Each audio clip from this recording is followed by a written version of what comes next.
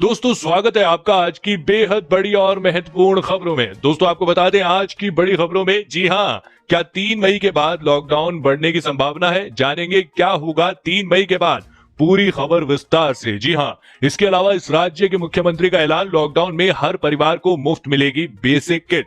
जाने पूरी डिटेल, जानेंगे किन लोगों को मिलेगा इसका फायदा। बात करें अगली बड़ी खबर की, जी हां, इस राज्य में 1 करोड़ लोगों को दिया जाएगा फ्री में राशन। जानेंगे पूरी खबर विस्तार से। इसके अलावा अगली बड़ी खबर में, जी हां, सरकारी कर्मियों पर भारी पड़ेगा लॉकडाउन। जानेंगे पूरी खबर विस्तार से। इसके अलावा कोविड-19 जांच के लिए यूपी में खुलेंगी 14 नई लैब। जाने कहां कहां बढ़ जाएगी सुविधा, जानेंगे विस्तार से। तो दोस्तों आज हम आपको इस वीडियो में इन्हीं सभी महत्वपूर्ण खबरों के बारे में बताने वाले हैं। वीडियो को ध्यान से आखिर तक देखते रहिए ताकि आपसे कोई भी जानकारी मिस ना हो। और अगर आप भी चाहते हैं भारत में फैली महामारी जल्द खत्म हो जाए तो इस वीडियो को एक लाइक जरूर करें। दोस्तों से पहले फटाफट जान लेते हैं चीनी बीमारी की आज की ताजा अपडेट। तो आपको बता दें भारत में अब तक संक्रमित मरीजों की संख्या बढ़ती जा रही है और यह संख्या 20,000 से अधिक हो चुकी है।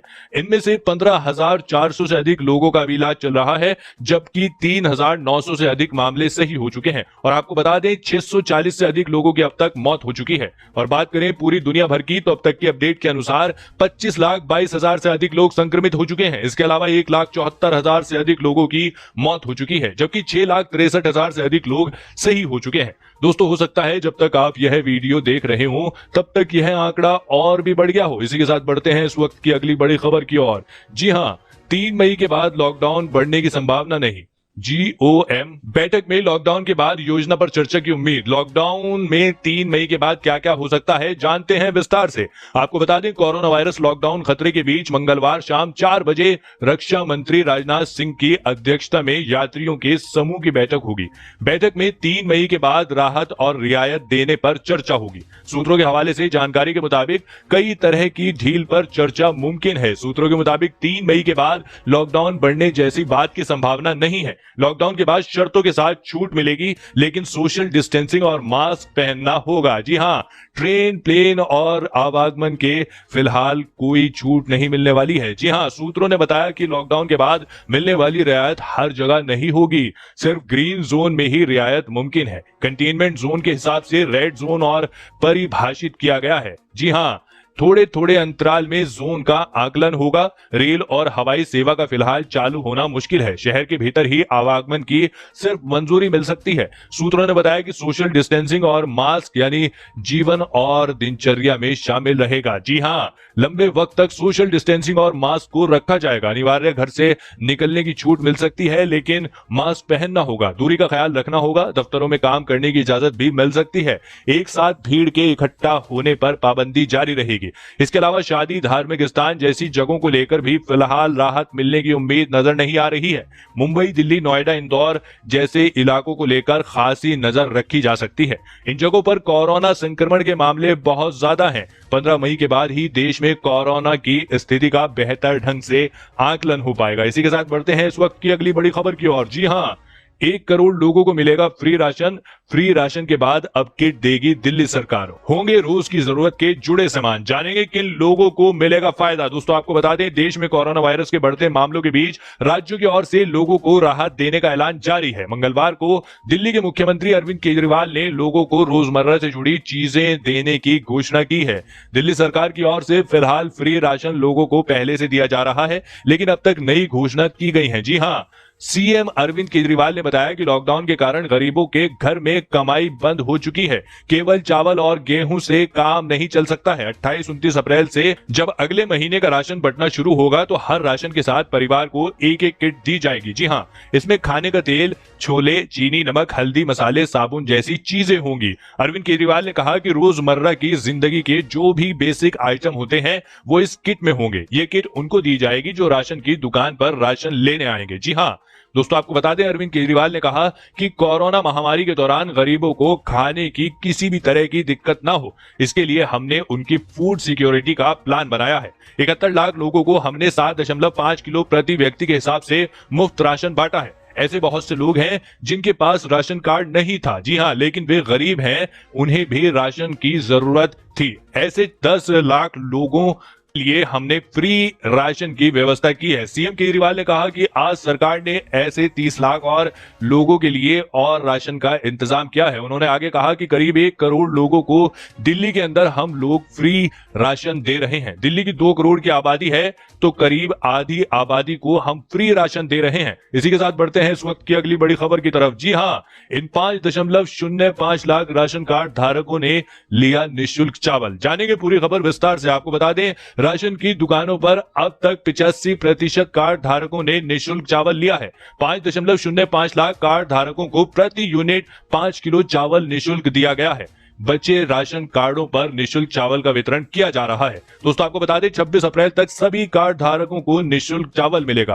पहले से अब राशन की दुकान पर भीड़ भी कम हो रही है। जी हां, शुरुआत में कहीं सर्वर डाउन तो कहीं यूनिट कटने से पूरा चावल नहीं मिलने की शिकायत रही, जिसे बाद में दुरुस्त कराया गया। दोस्तों आपको बता दें, अमर उजाला की वाराणसी की एक रिपोर्ट के मुताबिक चित्तूपुर, सिगरा, महमूरगंज, चीतगंज, पिशाच मोचन, लहुराबीर, कचहरी, पांडेपुर में दुकानें खुली रहेंगी। जिला पूर्ति अधिकारी दीपक वार्ष्णे ने कहा कि जिले में कुल 5.95 लाख कार्ड धारकों का चावल है। अब तक 85% कार्ड धारकों ने चावल ले लिया है। इसमें पात्र गृहस्थी कार्ड और अंत्योदय कार्ड धारक शामिल हैं। इसके अलावा जिला पूर्ति अधिकारी के अनुसार राशन की दुकानों पर जांच के लिए बाट माप विभाग की ओर से खाद्य अधिकारी लगाए गए थे। उन्होंने 1395 राशन की दुकानों की जांच की। इनमें से 24 दुकानों पर घटतौली पाई गई। इनके खिलाफ विधिक कार्रवाई के लिए डीएम से संस्तुति की गई है। जी हां, क्या आपके यहां आपको राशन मिल रहा है या नहीं, कमेंट में जरूर बताइएगा।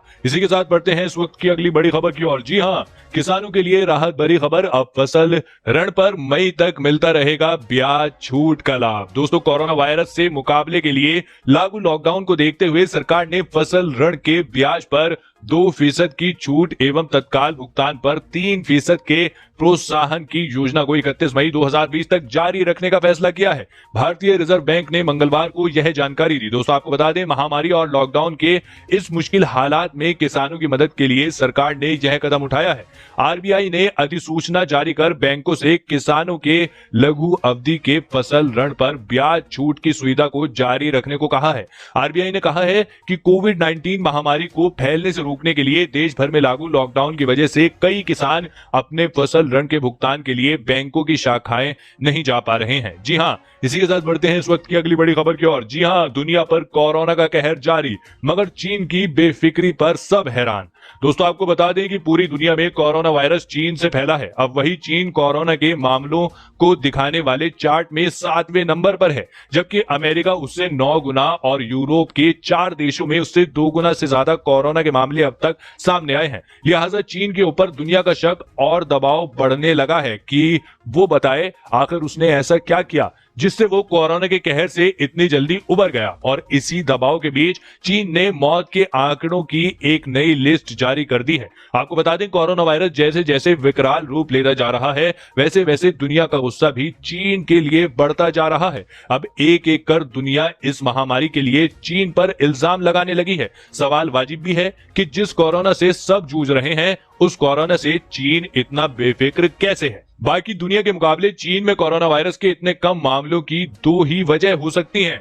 या तो उसने अपने यहां आए कोरोना के मरीजों पर कोई ऐसी दवा इस्तेमाल की जो बाकी दुनिया के पास नहीं है, या फिर वो अपने यहां कोविड-19 से हुई मौतों का आंकड़ा छुपा रहा है। मगर जैसे ही इस बात को लेकर चीन पर दुनिया का दबाव बढ़ने लगा, वैसे ही वुहान से अचानक 1290 लोगों के मारे जाने की खबर सामने आई। जहां अब तक कोरोना संक्रमण के इक्के दुक्के मामले ही सामने आ रहे थे, अब वहां एकदम से 1290 लोग मिले। जी हां, इसी के साथ बढ़ते हैं इस वक्त की अगली बड़ी खबर की ओर। जी हां, आपको बता दें, सरकारी कर्मचारियों पर भारी पड़ेगा लॉकडाउन।